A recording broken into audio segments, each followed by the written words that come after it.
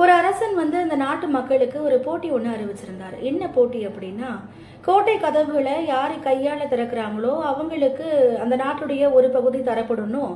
ஒருவேளை நீங்க தோத்து போயிட்டீங்கன்னா உங்களுடைய கைகள் வெட்டப்படணும் அறிவிச்சிருந்தாரு. நாட்டு மக்கள் எல்லாருமே ரொம்ப யோசிச்சாங்க.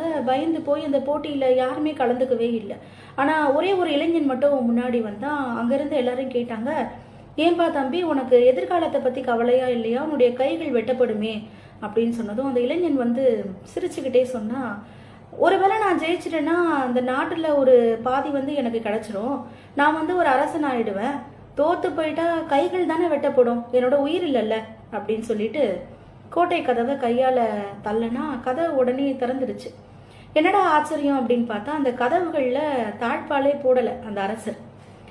இதுல இருந்து நம்ம என்ன தெரிஞ்சுக்கணும் அப்படின்னா, முயற்சி பண்ணாமலேயே இதை செஞ்சா நம்ம தோத்துருவோமோ, நம்ம கூட இருக்கிறவங்களை இழந்துருவோமோ அப்படின்னு சொல்லிட்டு முயற்சி பண்ணாம இருக்கிறத விட, எவ்வளோ தோத்து போனாலும் பரவாயில்ல, எத்தனை வாட்டி தோத்து போனாலும் பரவாயில்ல, தொடர்ந்து நீங்க இதை முயற்சி பண்ணிக்கிட்டே இருந்தீங்கன்னா ஒரு நாள் கண்டிப்பா வெற்றி உங்களுக்கு கிடைக்கும். நீங்க இழந்தவங்க எல்லாருமே அப்போ உங்க பின்னாடி இருப்பாங்க. முயற்சி பண்ணுங்க, தோல்வியை கண்டு அஞ்சாதீங்க.